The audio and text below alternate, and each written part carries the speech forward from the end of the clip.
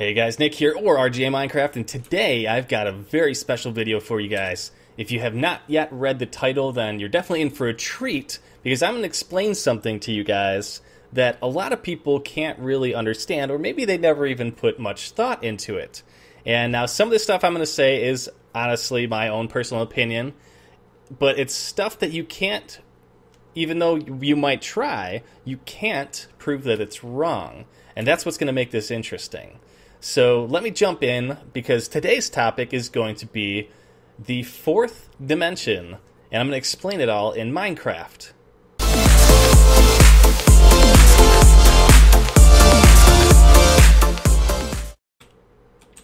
Okay, so for those of you who don't really know what dimensions are, let me just take a second to explain what I'm going to do. I'm holding this piece of red wool here, and what I'm going to do is pretend that this little piece of red wool is only a single dot. And by a single dot, I mean a little tiny point.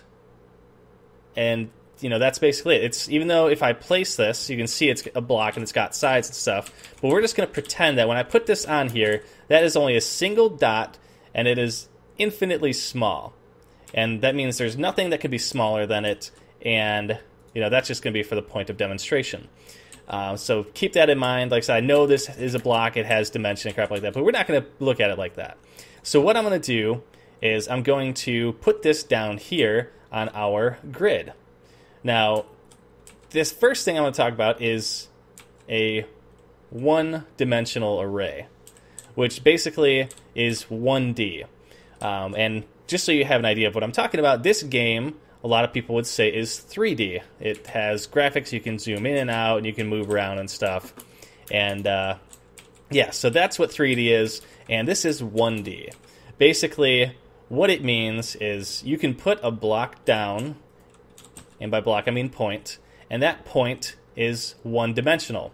If you had to tell anyone in the world where this point is, you're going to say this is at point whatever. It could be 0, it could be negative a billion, it could be positive a trillion.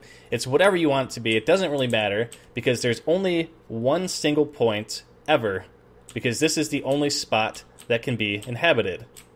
Because in a one-dimensional array, it just means that there's only one dimension. So it's a little hard to understand, but basically this block can be called block whatever, because there's only one block and there's only ever going to be one block. Whether I put it there or up here or anywhere, there's only going to be one single block at a time. And that is called the origin. And that's what I'm going to refer to as the origin. So the origin I'm just going to put in the center of our graph, because that is a single point. And mathematically speaking, it is point 0. Because it has no real location. It's just a single point in space, which mathematically works out, because it's just saying, okay, well, it's a single point, that point's represented by this number. But if you think about it in realistic terms, this single point, this one-dimensional point, is impossible, because it would have to be infinitely small. And since infinity has no end and really no beginning, then it's impossible to have something that is infinity, essentially. So that's why I said this is not the greatest representation, but it does cause a problem when you start thinking about the fundamentals that you learn in school. You know, they tell you that mathematics can explain everything in our universe, but it doesn't. You know, it's like trying to compare how the color of an orange that you're eating will tell how fast your car runs. You know, it has nothing to do with each other. Your orange that you're eating has no impact whatsoever on your car. Now, you could probably say, well, if you ate the orange and your hands were slippery and you shifted into first gear and then you missed second, then you're going to go slower than if you had dry hands, blah, blah, blah. You'd be able to take some set of numbers and some sequence of events and say, okay, well, I've explained, you know, it is possible using this. And that's kind of what math does. It says, okay, well, you know, if I can come up with a theory for it that works under these exact circumstances, under these exact conditions, then obviously this must explain what's happening here. But, you know, I'll get a little bit more into that in a little bit here. But on to two-dimensional arrays. So obviously we know this single dimension has only one dimension, and it's represented by a single number. So now let's say we wanted to make a square. We would need two dimensions. So we can have our left and right, which is going to be our first dimension, and then we're going to have our up and down for our second dimension. So let's say we put a point at 0, 0, and we go up 2 blocks and put a point there, and then we go over 2 blocks and put a point there, and go down 2 blocks and put a point there. Now if we connect all these points, we have essentially a square. It outlines it, and looking at it from the top, which is how we're supposed to be doing it too, because it doesn't have any dimension because they're technically points being connected, we have a square. Now this can be represented with a set of coordinates. This block here is obviously 0, 0.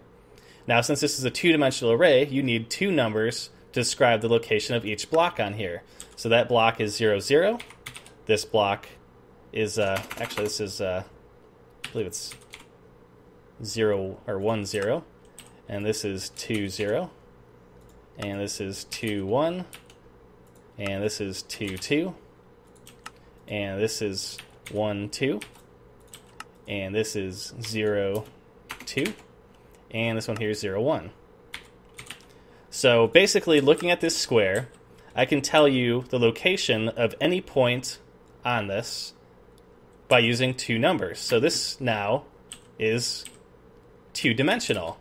So, like I said, you shouldn't be looking at it from the side because it's not supposed to have depth. It's supposed to be completely flat. So if I want to say what block is this, well, it is 2 over, and it is 1 up. So it is 2, 1, and that is its location. So if this was your house and you wanted all your friends to come to your house in your 2D world, then you would say go to 2, 1, and you will be at my house. And that's perfect.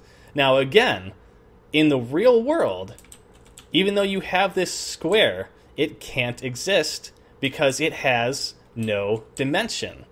Meaning that its width, even though it has width here, is technically infinitely small. So it's infinity small, which sounds kind of weird to say, but that's the problem with it, is again, mathematically speaking, it says, okay, well, if you have a set of two numbers, then you can get the location of a point.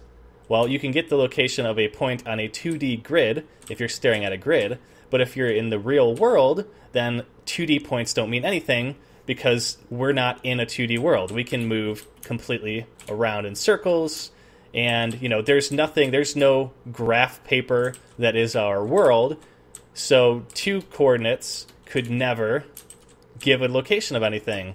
So that kind of brings us into our 3D model. So we know what one dimension is, we know what two dimensions are, and now let's go ahead and build a three-dimensional model.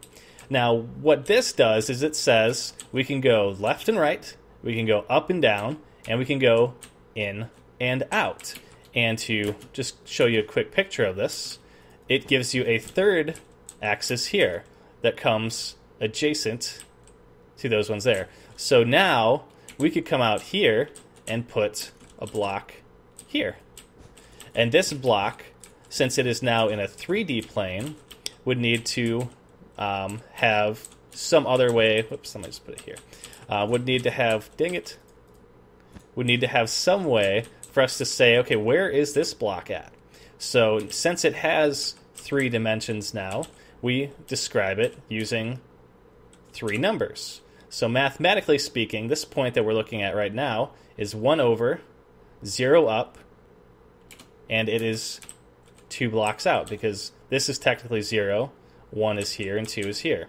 So to describe the location of this number, then it's going to be 1 block over, 0 blocks up, and it is going to be 2 blocks out.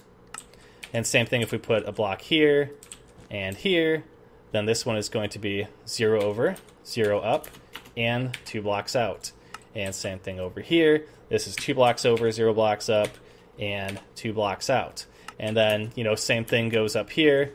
You basically follow the exact same pattern that was on our front one, and now we have our 3D point in space. So if we go ahead and we connect all these points, then now we technically have a three-dimensional object. So I'm just going to go ahead and fill in all these points along here so that we have a solid object.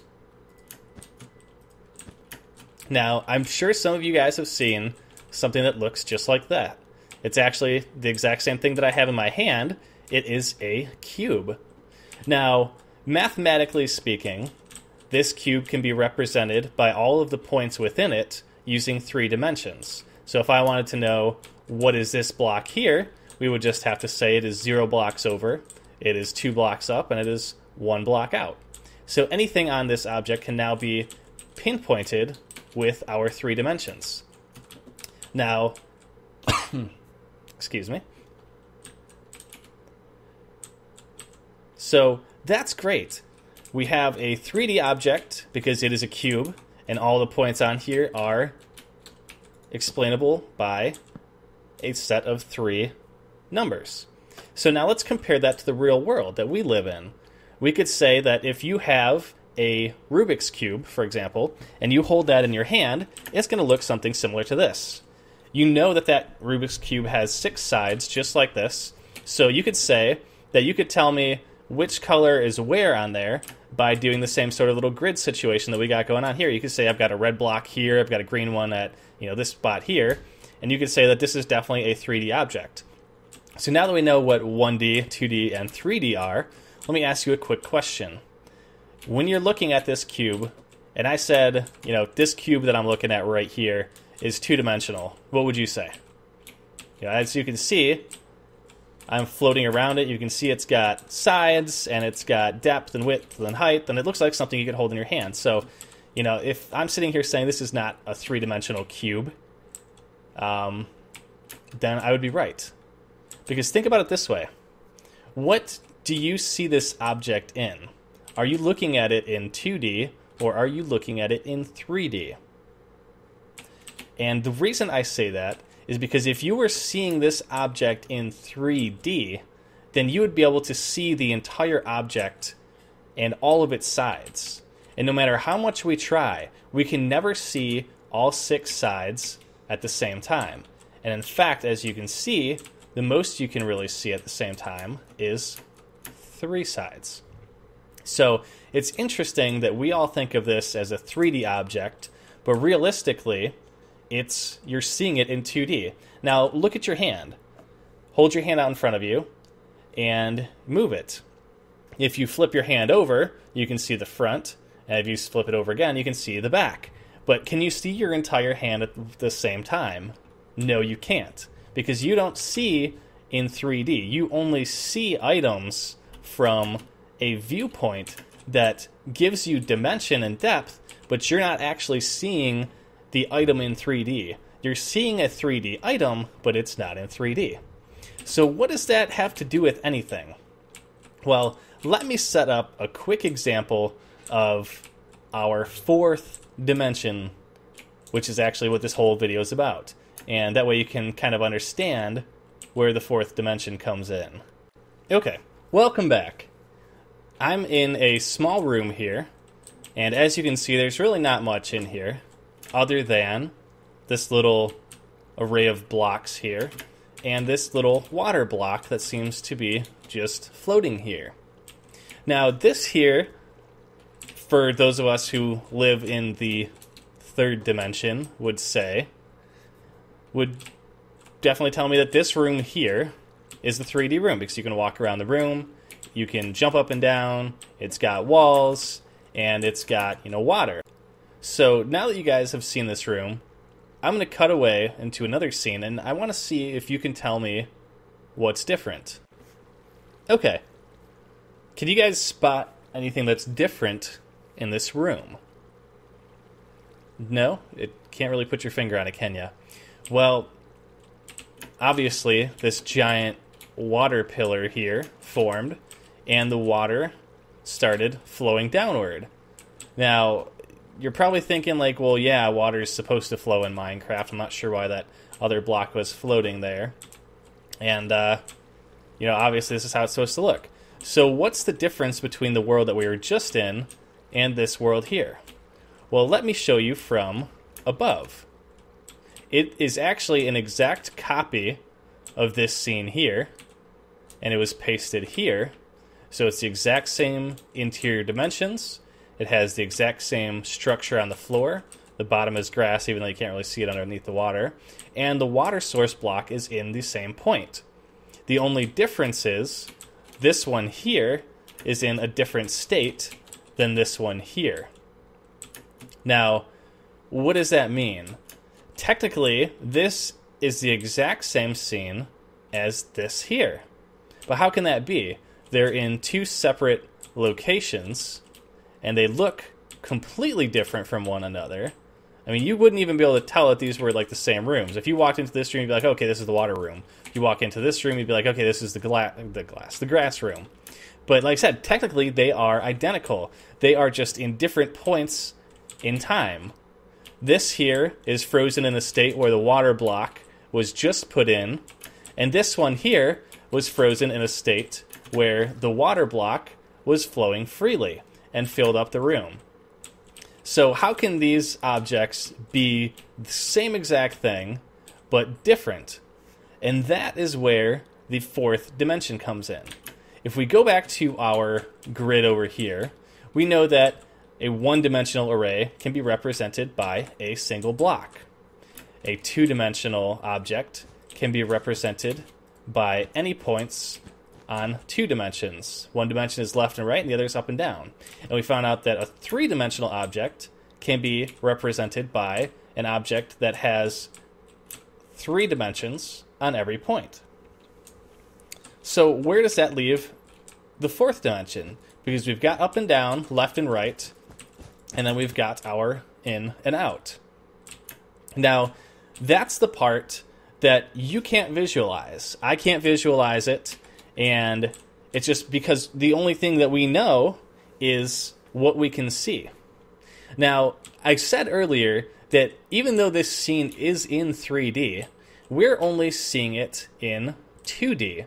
No matter where we stand, we can only see a two-dimensional image. So even if you took a picture of yourself and printed it out, that picture is still two-dimensional. Even though you're a real 3D person, that picture is two-dimensional.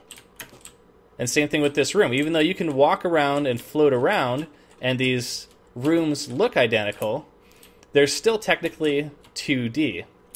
Now, realistically, this scene here is one 3D scene. This scene here is a second 3D scene. And they're the exact same scene, but they're in different dimensions. So this scene here used to be this scene here until the water moved. So that's something that scientists like to call time. So I kind of hope that helped kind of guide you guys in the right direction, and it gives you something different to think about. Because realistically, just like how a single point cannot exist in our world, because it would be infinitely small, or, infinitely large, time cannot exist in our world either, because it would have to have a starting point or an origin, which is a one-dimensional point, which is the origin of all the grid. So since there is no origin for time, there is no beginning of time, then that means there is no end of time, which means time is infinite. So in our universe, we measure things in seconds. Well, what is a second? It's just literally something that we say, okay, well, in our planet, in our dimension, with our machinery and equipment, a second is exactly this long. Well, that's great, but it has no impact on reality. Again, it is something within our dimension, within the materials that we're given, and our exact set of circumstances. It is said that a second is a unit of measurement. Well, that's great. It's again, it's the same thing with mathematics, how mathematics say, okay, well, fourth dimensional array is just 4 one-dimensional points that create one single object. Well, it doesn't exist. Math is great and time is great, but they are just theories. It is something that we use to explain what goes on around us. You can't tell me why this scene decided to go from that to here, And you're watching this video right now, and you can't tell me, why you're still even watching this video. You're probably like, what is this guy talking about? He must have some good stuff. I want whatever he is on. And yeah, it's interesting. Like I said, you can't prove that anything I'm saying is wrong, just like I can't prove that anything that I'm saying is right. So now that we can kind of think of the fourth dimension as a collection of three-dimensional objects, and obviously this is very small, but technically this three-dimensional set is our entire universe and everything we know. And this one here is also our entire universe, and it is the exact same object. It is our entire universe, but it is represented as this little square. Now, obviously that's not how it's going to look in the fourth dimension, but if you think about it, this is basically what it would be like. The fourth dimension would have three-dimensional objects, and it would have them in their different stages. Like I said, we call it time, that describes the reason why water falls and why water expands and will become this set here. So over time, once that starts to flow, it will turn into this. Alright, so I hope I didn't confuse the absolute hell out of you guys, but I'm pretty sure I did. And like I said, it's really hard to follow a lot of this stuff because, what you can see on paper is way different than what you can see in the real world. Mathematics and physics and everything are just our ways that we try to describe what we see on a daily basis. Stuff that is extremely simple to write out, like this four-dimensional array here and this five-dimensional array here, in our physical world are impossibilities. Just like a one-dimensional array or a two-dimensional object, because there's no such thing as a two-dimensional object in our world. And same thing with three dimensions. We live in a three-dimensional world. Well, it's hard for us to imagine that there's a different dimension out there that contains our world and multiple copies of our world, but they're still all the exact same object. So it's really, really hard to think about, and it can really mess with your head a little bit. But, here's the final thought I want to leave with you guys. So let's just assume that the fourth dimension is our world, not even just our world, our entire everything, our universe, everything in it is this set here. And this is also our universe in a different set of time. Then that means in the center of the world, you would have a single infinitely small point. Now, a lot of you have probably heard about something like this. Scientists call it the Big Bang. So initially, there was an origin point, which could be described as a one-dimensional object, because it would be infinitely small, and it would contain everything ever. Now, as time, as we call it, goes on, there are an infinite number of ways that the energy in the origin can be expressed. And the universe that we live in, let's grab this here. Actually, I'll just use white wool. The universe that we live in will be represented by this white wool block here. So this universe here is the first wool white block on there. And, obviously you got the origin and you've got the first white wool, which is this set here. And then, over more time, we get this set here. So you can see the water here is flowing freely. It's the same object. Time is following the same path, but the water flows down and becomes that. And that is this point here. And, if we made another copy of it, let's just see if we can have enough space here. And let's say drain 1. And apparently, I guess I didn't copy the ground. You know what? Watch this. I love World Edit. So simple. /set grass. Okay. So now we're back to the same exact scene, but now the water is gone. So again, it's the exact same scene as all those two, but now we're at our third point in time, which is this set here. So if you think about it, you can go out infinitely in every dimension. So again, you have the origin point, and then you have all these different universes, all the exact same universe, it's just in a different point in the fourth dimension. And each one is a different set of time. So even though they look like solid blocks, this is technically a microscopically, infinitely small slice of time there, as we call it. And it would create our dimensions. There really is no easy way to explain this stuff. So I kind of hope this helped you guys out, at least think a little bit differently about things. How dimensions work mathematically versus how they work spatially in our dimension, and then the possibility of what the fourth dimension could be. So this is my takes on it. Let me know what you guys think in the comments.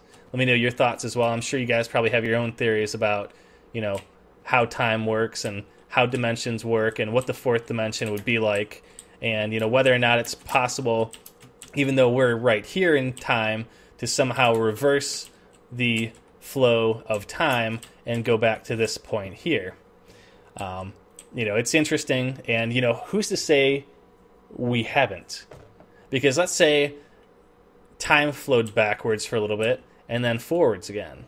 Would you ever even know? I don't think you would, because to you would undo whatever memories and stuff you just created, and then you would redo them as time came along. So technically, we could just be going like this in time, and maybe moving a little bit forward at a time, but we don't ever notice it, because everything that we know gets undone, and then it gets redone. So for us, it feels like it's only happened once, but realistically, it might have happened an infinite number of times. So, is time travel possible? I don't know. You guys tell me what you think in the description below. Tell me your thoughts on dimensions and all that stuff there. So I hope this helps you guys out. I figured it'd be an interesting, fun way to start off your Friday night.